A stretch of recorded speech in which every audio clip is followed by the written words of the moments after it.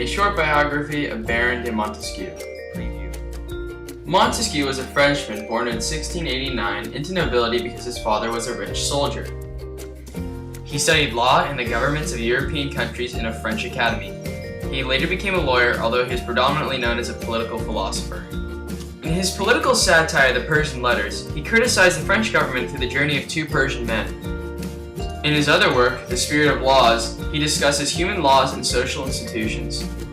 Tragically, in 1755, he died of a high fever.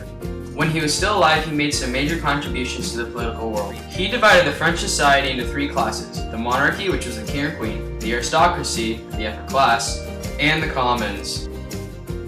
Montesquieu explains that there are three types of government based on their principles.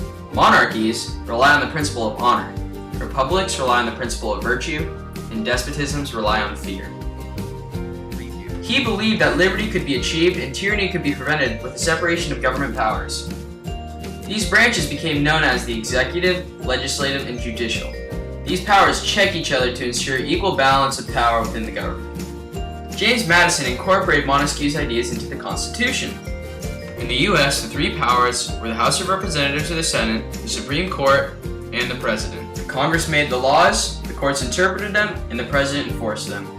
A system of checks and balances was also incorporated based off Montesquieu's ideas. The executive checks the legislative with the power to veto laws, and he checks the courts with the ability to choose judges. The legislative has the power to impeach both the president and court judges, while the judicial could declare both the acts of the president and laws by Congress unconstitutional. Without Montesquieu and his ideas, America could not have risen to the great nation it is today.